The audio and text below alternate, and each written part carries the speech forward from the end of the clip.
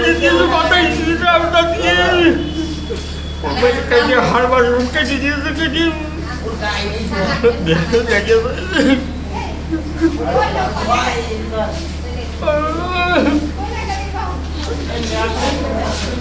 আমি চলে গেলাম।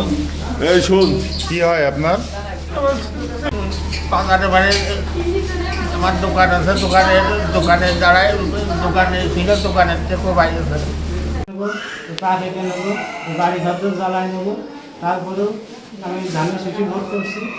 ভোট করার পরে আজ সকালবেলা আমি ঘুমের থেকে উঠে চার দোকানে যে বসে চা পান খাচ্ছি। এর ভিতর দিয়ে পিছন দিকে যাইয়ে আমার রান্না দিয়ে 2 মাসের জন্য কম দিছে। আমার হাড় কেটে গেছে, আমার এখানে এখন হচ্ছে না, আমার 200টা না সন্তান এখন মারিয়েছে ইব্রাহিম ও রবুল, তার সঙ্গে পিতা পিতা মোহাম্মদ আলিম শেখ।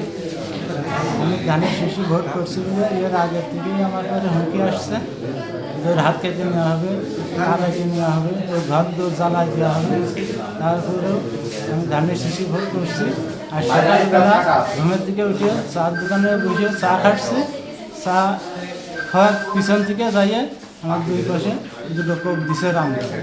কে? কাপি দিছিল রবুল, ইব্রাহিম ওর নজরুল, ওর ছেলেবেলা নিয়ে যেয়ে আমার মারছে। ওদের বাড়ি কোথায়? ওদের বাড়ি খালগুলো গ্রামে, বাজারের পাশের বাসা। প্রথমে তার মাথায় ধারালো অস্ত্র দিয়ে আঘাত করার পরে তার হচ্ছে যে দেশীয় অস্ত্র দ্বারা মারা হওয়ার পরে প্রতিরোধ করা হয়। তারা যারা আসছিল তাদের প্রতিরোধ করা হয়।